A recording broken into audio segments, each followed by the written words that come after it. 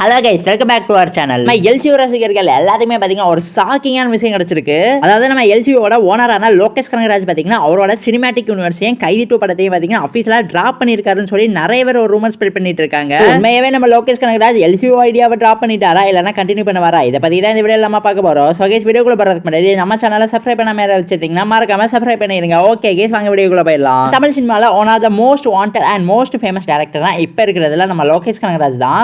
லோகேஷ் கனகராஜ் நம்ம கார்த்தி கைதி படம் மூலமா 2019 பாத்தீங்கன்னா எல்சியூ ஸ்டார்ட் பண்ணி வச்சாரு. அதுக்கப்புறம் நம்ம கமலஹாசனோட விக்ரம் படம் எல்சியூக்குள்ள வந்துச்சு. அதுக்கப்புறம் நம்ம தளபதி விஜயோட லியோ படம் எல்சியூக்குள்ள வந்துச்சு. எல்சியூ பாத்தீங்கன்னா ஒரு மிகப்பெரிய சக்சஸ் அடைஞ்சிச்சு. லியோ படத்தை கம்ப்ளீட் பண்ணதுக்கு அப்புறம் நம்ம லோகேஷ் கனகராஜ் எல்சியூல இருந்து கொஞ்சம் வெளியில போய் ஸ்டாண்ட் அலோன் ஃபிலிம்ஸ்ல ஃபோக்கஸ் பண்ணலாம்னு சொல்லி தான் நம்ம ரஜினிகாந்த் வச்சு கூலி படத்தை ஒன்று எடுத்துக்கிட்டு இருக்காரு. இந்த கூலி படத்தோட படப்பிடிப்பு பாத்தீங்கன்னா இன்னும் 2-3 வீக்ஸ்ல பாத்தீங்கன்னா ஆஃபீஸ்ல கம்ப்ளீட் ஆயிரும் சொல்லிட்டு இருக்காங்க.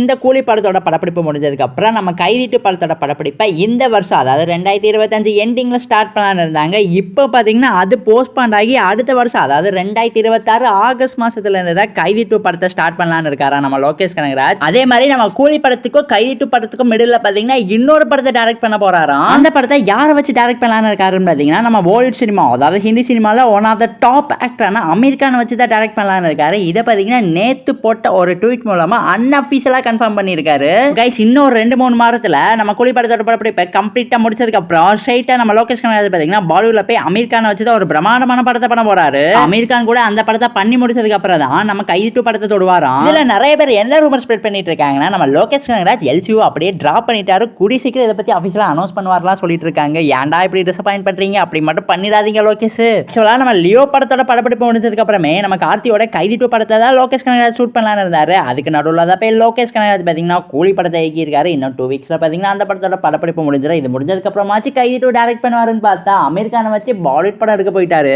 நம்ம கோலிவுட் சினிமாவில் ஸ்டார்ட் பண்ணி பாலிவுட் சினிமா வரைக்கும் போயிட்டாரு. ஸோ அவரோட க்ரோத்தை பார்த்தீங்கன்னா நம்ம கண்டிப்பாக எல்லாருமே அப்ரிஷியேட் பண்ணி ஆகணும். இருந்தாலும் நம்ம அமீர் கானை வச்சு அந்த பாலிவுட் படம் முடிச்சுட்டு கண்டிப்பாக வந்து கைதி 2 படம் பண்ணுவாருன்னு நம்புறேன். எல்சியூக்கு பார்த்தீங்கன்னா சரியான ஹைப் பார்த்தீங்கன்னா தமிழ் சினிமாவில் இருக்கு. தயவு செஞ்சு டிராப் பண்ணிடாதீங்கடா. ஸோ கைஸ், இதை பற்றி உங்க கருத்து என்னவா எங்ககிட்ட மறக்காம கமெண்ட் பாக்ஸில் ஷேர் பண்ணிடுங்க. அண்ட் இந்த வீடியோ பிடிச்சிருந்தா லைக் பண்ணுங்க, கமெண்ட் பண்ணுங்க, சப்ஸ்கிரைப் பண்ணுங்க. தேங்க்யூ ஃபார் வாட்சிங் guys. we will meet in our next video. And உங்க ஃப்ரெண்ட்ஸ் யாராவது சினிமா லவர்ஸ் இருந்தாங்கன்னா அவங்களுக்குமே நம்ம சேனலை மறக்காம ஷேர் பண்ணி விட்டு சப்ஸ்கிரைப் பண்ணி வச்சுக்க சொல்லிடுங்க.